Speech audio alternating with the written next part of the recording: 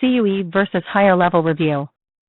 When dealing with decisions from the Department of Veterans Affairs, VA, two terms often arise: clear and unmistakable error, CUE, and higher-level review, HLR. These are distinct processes with different purposes and criteria for challenging VA decisions. Here's a breakdown. Clear and unmistakable error is a very specific type of error that must meet strict criteria. It refers to a mistake made by the VA in a prior decision that, had it not been made, would have resulted in a different outcome. This applies to final VA decisions no longer open for appeal. The error must be undebatable, not a difference of opinion. It can involve misapplication of law, overlooking factual evidence available at the time of the decision, or processing the wrong condition on the claim. If a CUE is found, the VA corrects the error as though it never occurred. This can lead to retroactive benefits. Some examples of a CUE are the VA failed to apply the correct law or regulation, or the VA ignored evidence that was in the record at the time of the decision.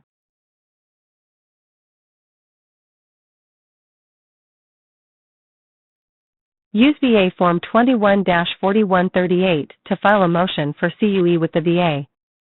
There is no time limit to file. It can be submitted any time after the decision becomes final. There are some challenges to requesting reconsideration in this way. For example, it is extremely difficult to win because the error must be clear, undebatable, and materially change the outcome, and new evidence or changes in interpretation of law after the decision are not considered.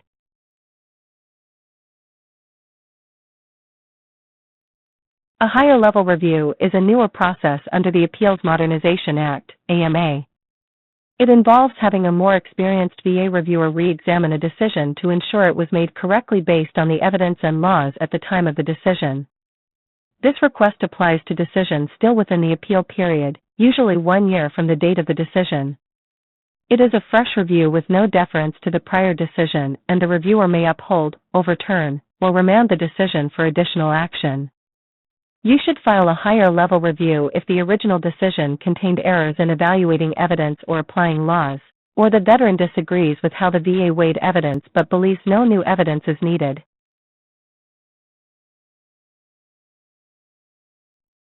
The higher-level review gets filed on VA Form 20-0996.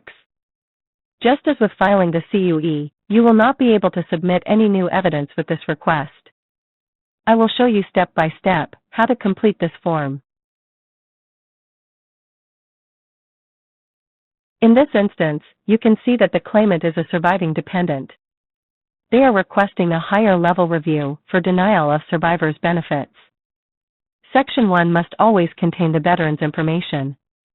If there is a claimant, and in this instance there is, their information will go in Section 2. In Section 3, you must select the type of benefit you are requesting the review for. You will see that the claimant has selected pension, DIC, survivor's benefits.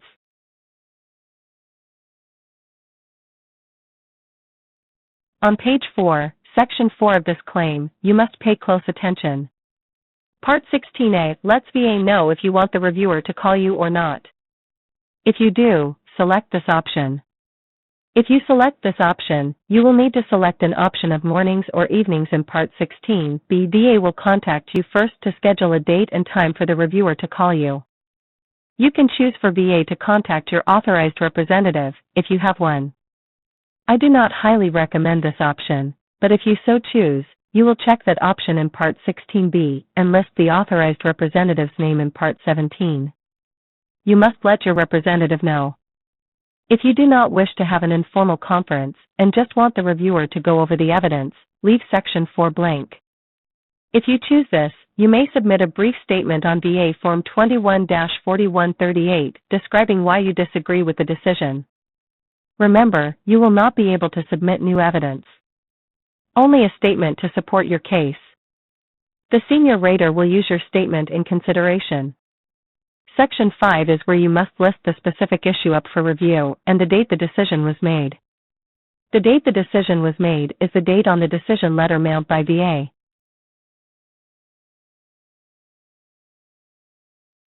Finally, on page 6, section 6, you must sign and date. Remember, the claim is invalid without a signature and date.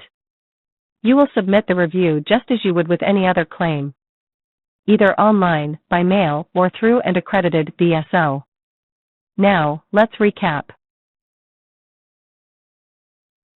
Take a look at the side-by-side comparison to help determine which one you should choose. CUE, if you believe a final decision contained an undeniable legal or factual error that materially affected the outcome. Higher level review, if you disagree with a recent decision and want a senior reviewer to reassess it without introducing new evidence. Understanding these differences can help you determine the most effective path to challenge a VA decision.